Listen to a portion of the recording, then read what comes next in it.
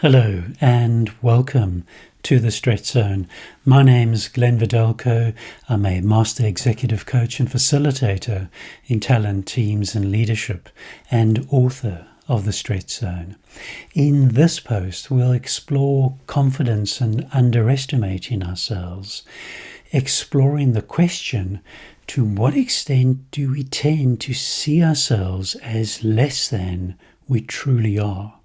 Helping us to think about ourselves and about our confidence differently.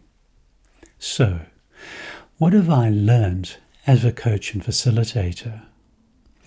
What 20 years coaching in talent, teams and leadership has taught me is people mostly underestimate themselves, and it's just about everyone I work with, where we see ourselves as less than we are. And this includes people from all backgrounds and cultures, men and women, experienced and inexperienced. Somehow we sleepwalk into seeing ourselves as less than we really are.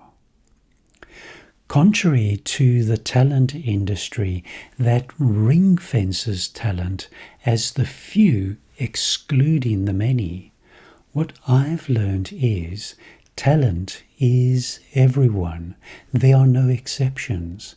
The only difference is how we are talented. And the question you might like to ask yourself is, to what extent do I tend to underestimate myself?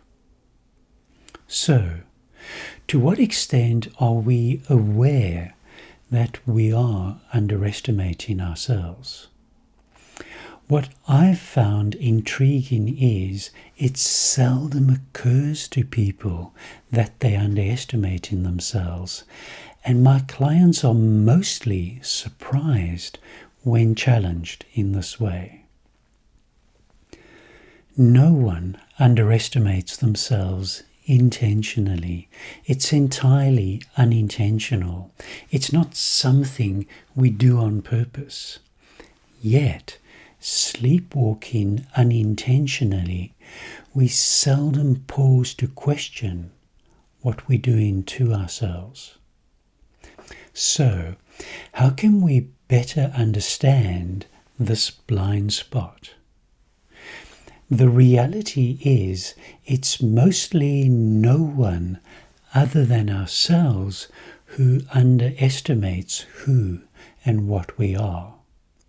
And this is good news, as it means we're in the driving seat to do something different, as we step aside from what we think we know about ourselves and start asking some searching questions. When coaching, I'll cheekily say, I'm going to tell you what your number one problem is, saying your number one problem is you underestimate yourself. You're oblivious to how capable you are. When people hear that from someone they trust with credibility, it usually stops them in their tracks. And then I typically share about 20 or 30 pieces of very specific feedback, leaving them stunned that someone actually sees them in that way. And what follows is a conversation about seeing themselves differently. So, what drives our tendency to underestimate ourselves? Besides being unaware of what we're doing to ourselves, the reality is doing the opposite is not so easy. If it was easy, it would never be a problem and everyone would be doing it. The best things in life seldom come easily, and instead it takes independent thinking, vision, imagination, continuous effort, and an insatiable desire to learn. And it takes confidence too. When we stop underestimating ourselves, it's an inevitable choice to step outside our comfort zones, and with all the unknowns and uncertainties, we feel vulnerable and exposed, and under pressure, our confidence disappears just when we need it most. And taking this fiction as reality, our avoidance strategy is to hold ourselves back. It's much easier to play it small and underestimate ourselves. The bottom line is hitting the pause button on underestimating ourselves means two things. It means learning new things, and it means confidence.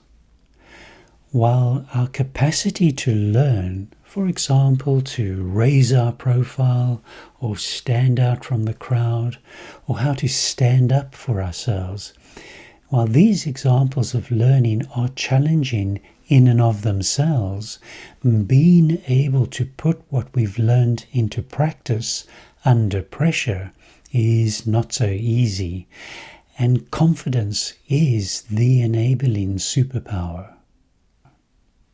So, in what way do we tend to make this situation even worse? What I've learned is we're mostly surrounded by other amazing people, and we seldom underestimate them. We seem to save that juicy gem all for ourselves. And in so doing, rather than see those around us as less than, we mostly see them as more than, putting them on a pedestal. When we put other people on a pedestal, what we are doing is we not only making ourselves smaller, we also ramping up the pressure, making an already pressured situation more pressured. What seldom occurs to us is that this is exactly what the other people out there are also doing to us. They also putting us on a pedestal, seeing themselves as less than and us as more than, and somehow the organization sleepwalks into a culture of less than. So, in what way do confidence stereotypes add to the problem?